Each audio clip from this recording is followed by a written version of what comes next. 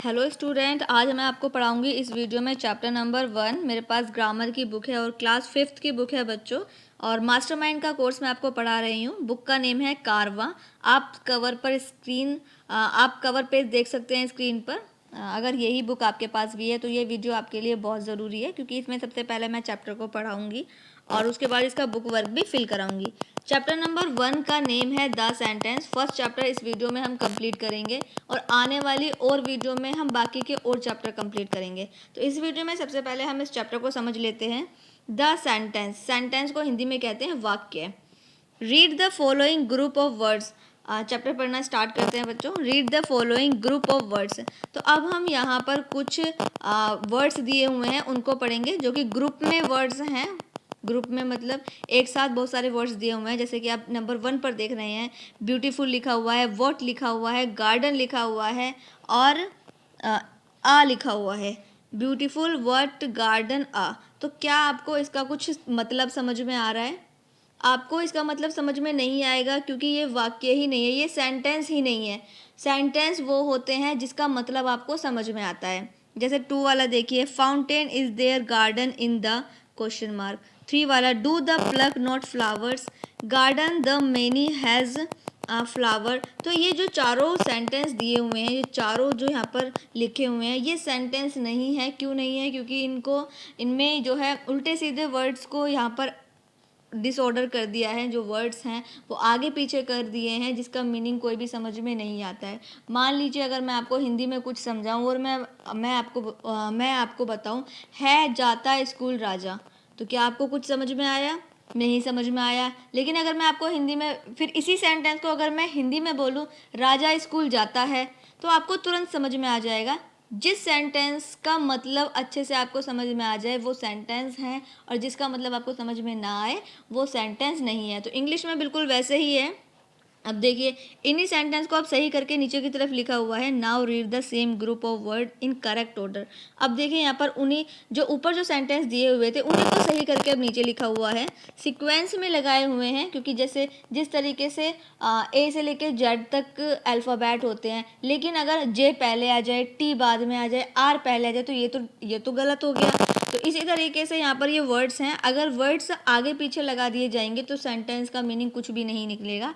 लेकिन उसी सेंटेंस को अगर सही ऑर्डर में लगाएंगे तो सेंटेंस का जो मीनिंग है वो अच्छे से समझ में आएगा। जैसे आप फर्स्ट वाला सेंटेंस देखिए, जो ऊपर दिए हुए थे उन्हीं के ही सेंटेंस को अब सही करके नीचे लिखा हुआ है, what a beautiful garden.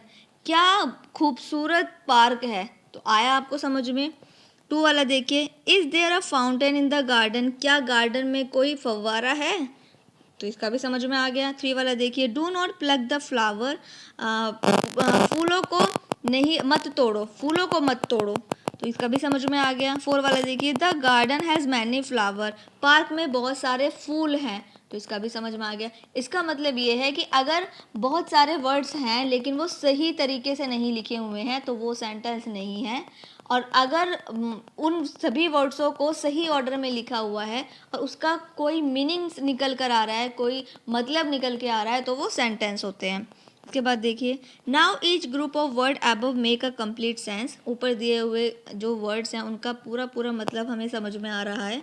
Therefore we see that when words are placed in their proper order that express complete sense of thought, they form what is called sentence. तो अब आप समझ गए होंगे कि सेंटेंस क्या है। अगर शब्द सही ऑर्डर में लिखे हुए हैं तो वो सेंटेंस हैं, लेकिन अगर सही ऑर्डर में नहीं लिखे हुए हैं तो वो सेंटेंस नहीं है। इसके बाद देखिए, a sentence is a group of which word that makes a complete sense. Sentence वो होते हैं जिन वर्ड्सों का सही मतलब आपको समझ में आ जाए, उनको सेंटेंस कहते हैं। When you write a sentence, you must remember these 3 things. आपको 3 चीज़ों को ध्यान में रखना है। जब आप सेंटेंस लिखेंगे तो आपको 3 चीज़ों को ध्यान में रखना है। जैसे first, the word must be place in a proper order in make complete sense. एक तो आपके जो वर्ड्स हैं वो सही तरीके से लिखे होने चाहिए।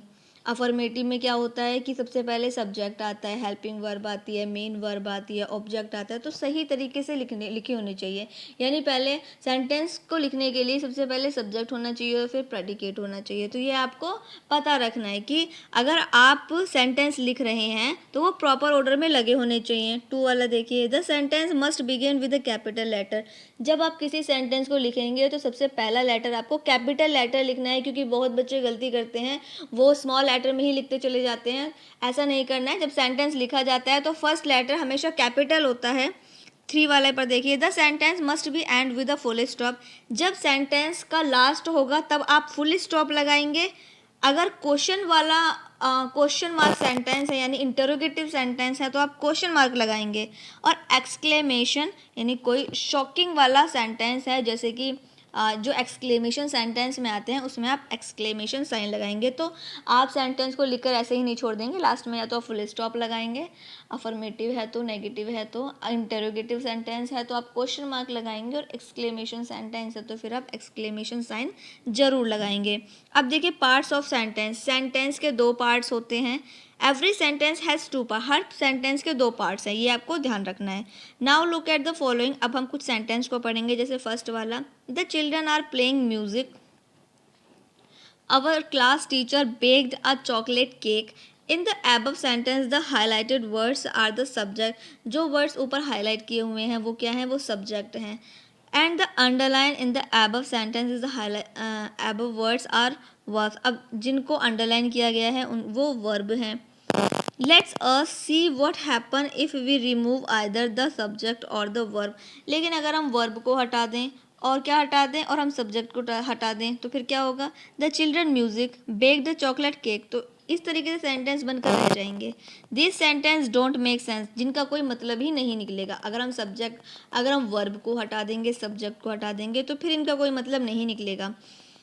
We see that every sentence should have subject verb order to make complete sense। जैसे कि मैंने अभी आपको बताया था, एक सेंटेंस को पूरा करने के लिए उसमें सब्जेक्ट भी होगा और वर्ब भी होगी, तब वो सेंटेंस कंप्लीट होगा और तभी उस सेंटेंस का मतलब निकल कर आएगा।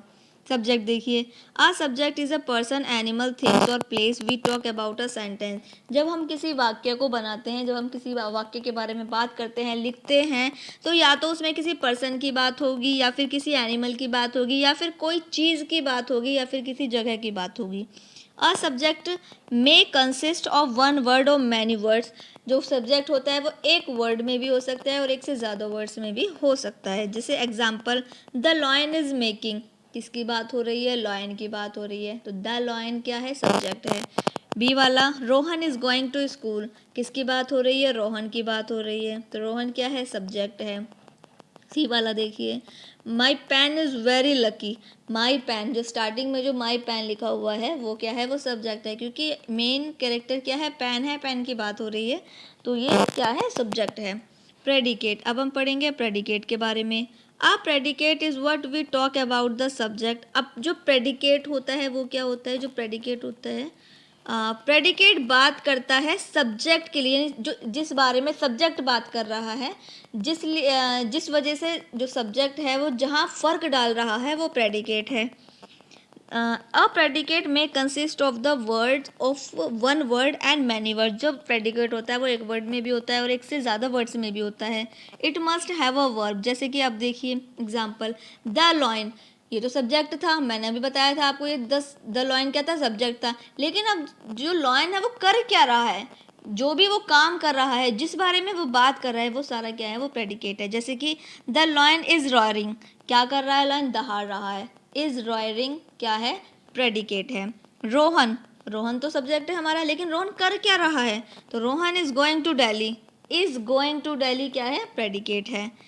माई पेन, ये तो सब्जेक्ट है। इज़ वेरी लकी, अब पेन की क्या बात हो रही है, इज़ वेरी लकी, जो पेन है वो बहुत ही लकी है, तो प्रेडिकेट क्या है, इज़ वेरी लकी। तो ये हो गया हमारा प्रेडिकेट। आई होप आपको सब्जेक्ट और प्रेडिकेट अच्छे से समझ में आ गए होंगे। और अगर आप पहचानना चाहें तो इस तरीके से भी पहचान सकते हैं कि स्टार्टिंग में क्या होता है, स्टार्टिंग वाला सब्जेक्ट होता है और पीछे वाला यानी सब्जेक्ट के बाद वाला सारा प्रेडिकेट होता है। इतना आप समझ सकते हैं। इसके बाद देखिए एक्सरसाइज, अब हम इसका एक्सरसाइज करेंगे। Underline the predicate of the following sentence, one is done for you. अब देखिए अंडरलाइन करनी है, अंडरलाइन करनी है यहाँ पर जो प्रेडिकेट है, जैसे ए वाला honest is the best policy, first वाला इन्होंने किया हुआ है। बी वाला देखिए Varun Varun went to Malaysia yesterday, तो वरुण सब्जेक्ट है तो इस पर अंडरलाइन नहीं करेंगे, और बाकी सब भी पर वर्ड्स पर अंडरलाइन कर देंगे क्योंकि बाकी सारा क्या है, प्रेडिकेट है। सी वाला देखिए हाउ फीरियसली द वाइन ब्लो, तो हाउ फीरियसली जो है वो सब्जेक्ट है और बाकी सारा प्रेडिकेट है, अंडरलाइन कर लीजिए। नेक्स्ट पेज पर आ जाइए। माई ब्रदर सब्जेक्ट है, माई ब्रदर छोड़ देंगे और बाकी सब पर अंडरलाइन कर लेंगे, और बाकी सारे प्रेडिकेट पर आप अंडरलाइन करेंगे क्योंकि आपकी प्रैक्टिस भी होनी बहुत ज़रूरी है, तो आप खुद से कीजिए और उसके बाद यहाँ मैच कीजिएगा। इसके बाद टू वाला देखिए, टू वाले पे हमें क्या करना है, टू वाले पे हमें सब्जेक्ट एक तरफ दिए हुए हैं और उसी से रिलेटेड प्रेडिकेट एक तरफ दिए हुए हैं, तो हमें सब्जेक्ट की मैचिंग करनी है प्रेडिकेट में, और मैचिंग करने के बाद हमें नीचे नोट कर देना है सब्जेक्ट और प्रेडिकेट को मिलाकर, फिर नीचे हमें नोट कर देना है, तो ये आप कर लीजिएगा। आई होप आपको ये चैप्टर समझ में आ गया होगा। तो चैप्टर ये हमारा कंप्लीट हो गया। आने वाली नेक्स्ट वीडियो में हम पढ़ेंगे नेक्स्ट चैप्टर। आई होप आपको ये चैप्टर समझ में आ गया होगा। तो बच्चों जल्दी से वीडियो को अब लाइक भी कर दीजिए और बच्चों को भी फॉरवर्ड कर दीजिए जो बच्चे 5th क्लास में हैं और ग्रामर स्टडी कर रहे हैं, मास्टरमाइंड का कोर्स पढ़ रहे हैं, तो उनको भी जल्दी से फॉरवर्ड कर दीजिए। Thank you.